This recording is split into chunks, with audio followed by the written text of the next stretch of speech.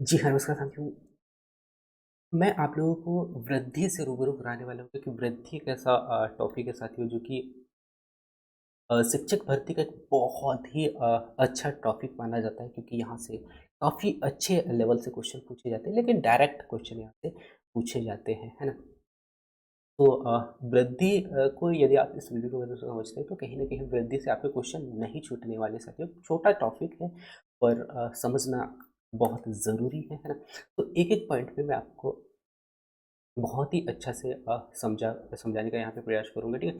तो वृद्धि को हम समझते हैं साथियों, वृद्धि क्या होता है? वृद्धि में जो है बालक बालक में क्या होता है?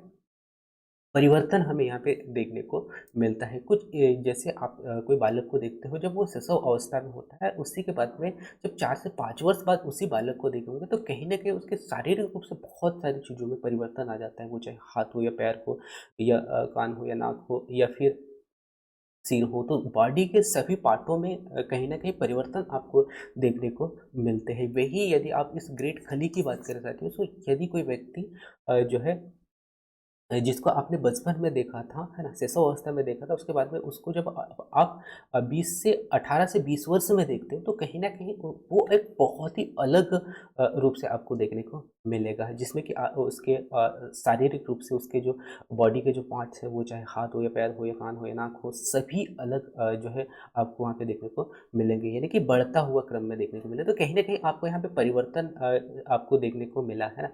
तो वो कैसा बढ़ते हुए परिवर्तन आपको देखने को मिला, जिसे हम क्या कहते हैं, वृद्धि कहते हैं, जो कि आपको यहाँ पे एक नया परिवर्तन देखने को मिलता है, ठीक है? अब वृद्धि में जो है आपको क्या-क्या याद रखना है, उन पॉइंटों से पहले रूबरू करा देता हूँ, ठीक है? सो सबसे पहले तो आपको याद रखना है साथियों, वृद्धि में क्या कि वृद्धि क्या होता है? वृद्धि रचनात्मक रूप से होती है। रचनात्मक रूप से कैसे? जैसे कि मैंने आपको बताया यहाँ पे कि वृद्धि में बालक के हर पार्ट के हर एक अंगों का विकास यहाँ पे होता है ना?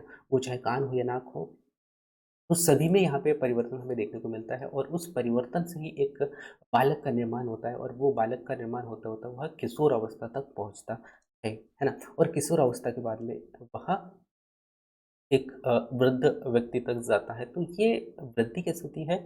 वृद्धि रचनात्मक रूप से होती है ना, बढ़ते क्रम में होती है, ठीक है? तो ये आपको यहाँ पे याद रखना है। तो आपसे क्वेश्चन पूछा जा सकता है कि वृद्धि कैसे होती है? सो रचनात्मक रूप से होती है, पहला याद रखना है।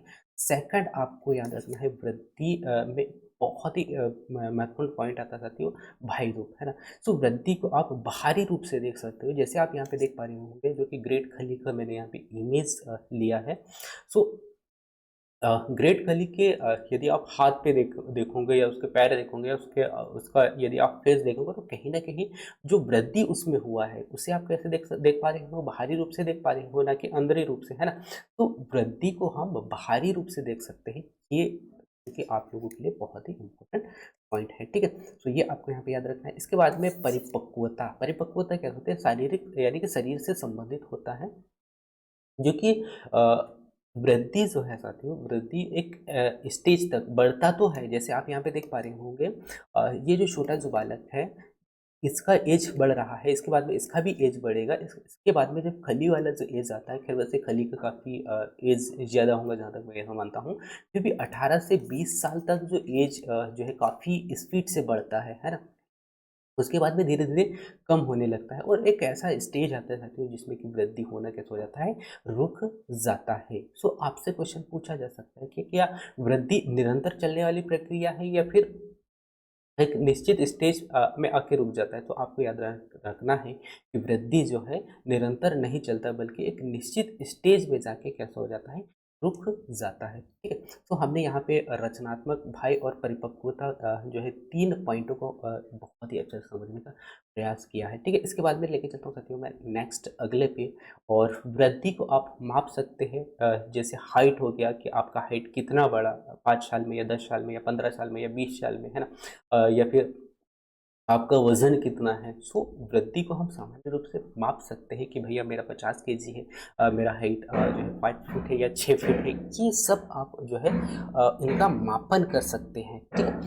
इसी में सेकंड जो मेरे पॉइंट बहुत ही महत्वपूर्ण पॉइंट लिया जाता है वो परिवर्तन, क्योंकि वृद्धि के साथ-साथ में बालकों में बहुत ही ज़्यादा परिवर्तन हमें देखने को मिलता है, और ये परिवर्तन देखने को मिलता है हमें 10 से 12 वर्ष में, है ना? और ये परिवर्तन लड़कों और लड़कियों दोनों में मिलता है, और इस परिवर्तन के कारण शारीरिक रूप से बहुत सारे जो चेंजेस जो है यहाँ पे बालकों में इस एज में देखने को मिलते हैं, और उस एज के कारण जो है समाज में बनाए गए प्रथाओं के कारण काफ़ी संघर्ष करना पड़ता है, और लड़कों में भी यही जो है काफ़ी परेशानियों का सामना जो है इस एज में उठाना पड़ता है, और इसी में जागरूकता लाने के लिए एक एईपी के नाम से एक हम कह सकते हैं योजना के माध्यम से जो है बालकों को जागरूक करने के लिए स्टार्ट किया गया था, ठीक है? तो ये आपको यहाँ पे याद रखना है। सो अभी तक मैंने क्या-क्या बता दिया आपको कि वृद्धि में रचनात्मक रूप से परिवर्तन होता है, बाह्य रूप से आप देख सकते हैं, ठीक है?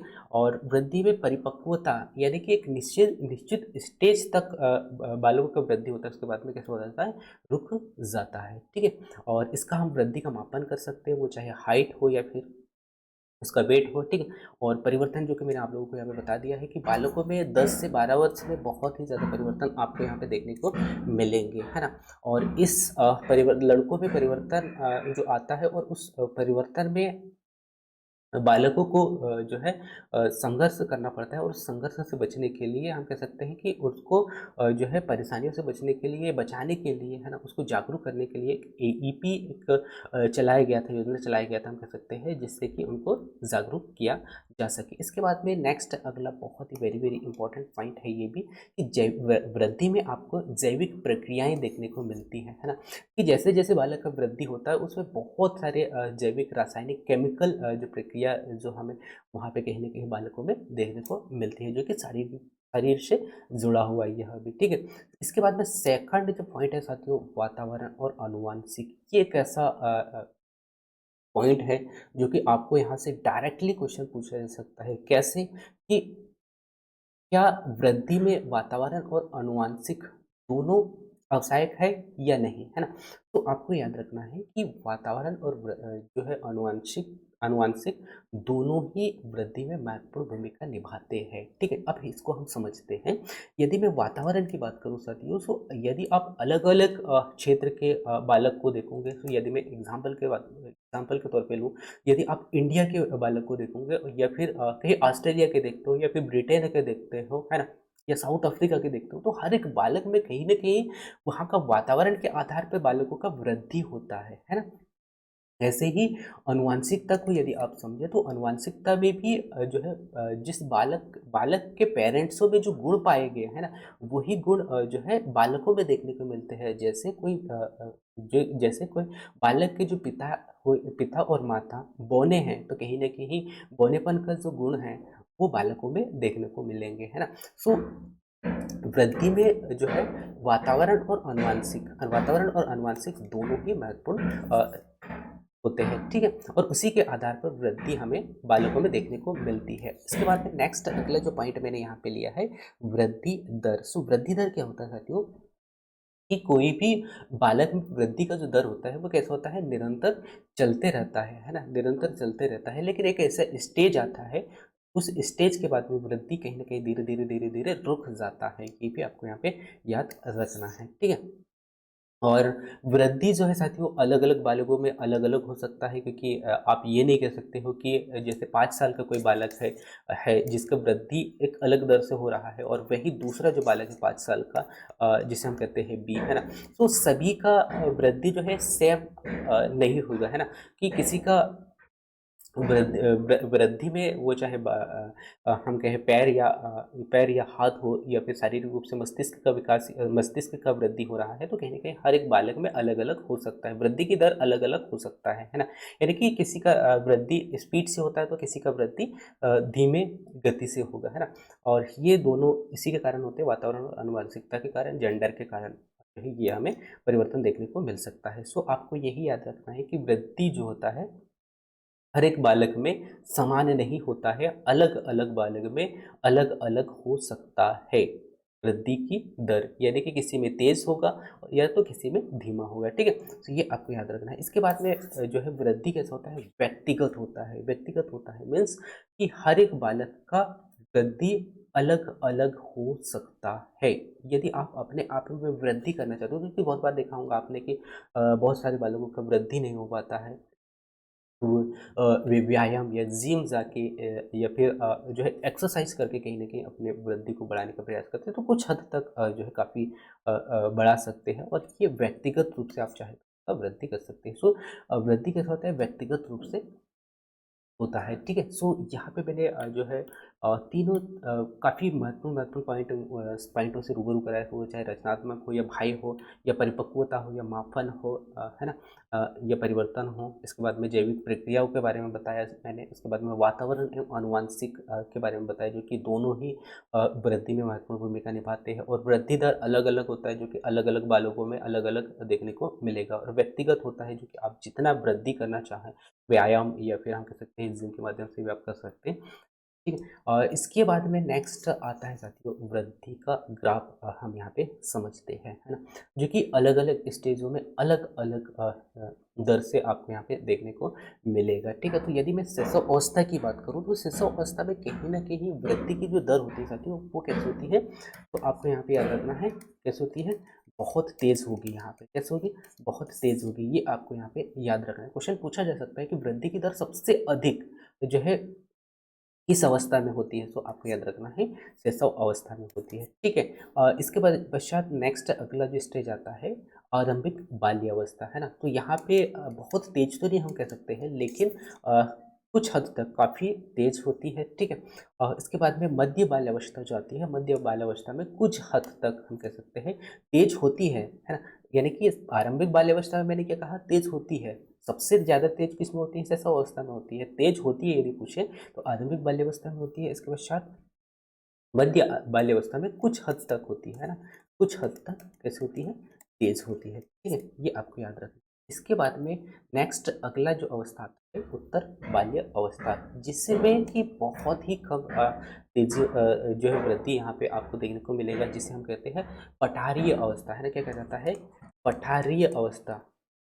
पठारी वृद्धि, है ना? पठारी अवस्था आप भी इसे कहते हैं, कह सकते हैं, ठीक है। अब यहाँ से क्वेश्चन पूछा जा सकता है कि पठारी अवस्था किसे कहा जाता है? सो पठारी अवस्था उत्तर बाल्यावस्था को कहा जाता है, ठीक है।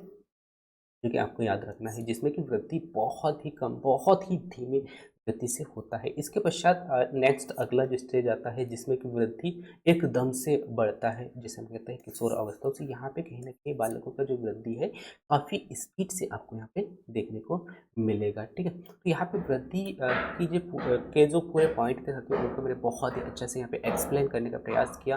और वो चाहे शिशु अवस्था हो या आरंभिक बाल्यावस्था हो। सो वृद्धि का ग्राफ मैं पुनः फिर से आप लोगों को बता देता हूँ क्या, कि सबसे पहले आपको याद रखना है शैशव अवस्था में वृद्धि की जो दर होती है बहुत ज़्यादा तेज होती है और आरंभिक बाल्यावस्था में जो है कुछ हद तक तेज होती है। ये हम कह सकते हैं तेज होती है, लेकिन मध्य बाल्यावस्था की अपेक्षा अधिक होती है, ठीक है। और मध्य बाल्यावस्था में कैसे हो जाती है, कुछ कुछ तेज होती है, आप कह सकते हैं, ठीक है। इसके पश्चात उत्तर बाल्यावस्था में कैसे हो गया पठारी अवस्था, यानी कि जिसमें कि तेज बहुत ही कम यानी कि बहुत ही धीमी गति से होती है। इसके बाद में उत्तर जो है नेक्स्ट अगला है किशोर अवस्था, जिसमें कि आपको काफ़ी अच्छा गति से यहाँ पे तेज़ जो है आपको देखने को मिलेगा, जैसे कि आपने शिशु अवस्था में देखा था, ठीक है।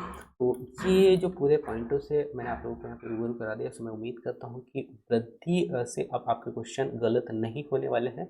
वृद्धि के सामान्यतः यही जो मुख्य मुख्य पॉइंट हैं जो कि आपको याद रखना है। और डायरेक्टली क्वेश्चन आपसे यहाँ से पूछे जाते हैं कि वृद्धि कैसा होता है, भाई होता है या फिर वृद्धि में परिपक्वता जो है कैसी है, या हम कह सकते हैं कि वृद्धि क्या निरंतर चलती रहती है। तो आपको याद रखना है कि वृद्धि एक निश्चित स्टेज तक जाती है, उसके बाद में वृद्धि होना बंद हो जाता है ना? तो ये आपको याद रखना है। और ये पूरे जो पॉइंट है साथियों, जो है हमारे शारीरिक रूप से जो परिवर्तन हमें देखने को मिलते हैं, जो मानव रूप में देखने को मिलते हैं, वही पार्ट हैं और उन्हीं को हमें समझना होता है। तो इनको मैंने बहुत ही अच्छे से एक्सप्लेन करने का प्रयास किया, सो मैं उम्मीद करता हूँ कि आपने बहुत ही अच्छे से इनको समझाऊँगी। सो मिलते हैं नेक्स्ट अगले महत्वपूर्ण क्लास में, और मैं सीडीपी के सभी क्लासेस आप लोगों को देने का प्रयास कर रहा हूँ, क्योंकि काफ़ी अच्छे और काफ़ी इंटरेस्टिंग टॉपिक है। सो मैं बहुत ही जल्द नेक्स्ट अगले टॉपिक पे आने वाला हूँ। सो मिलते हैं नेक्स्ट अगले टॉपिक में, तब तक जय हिंद।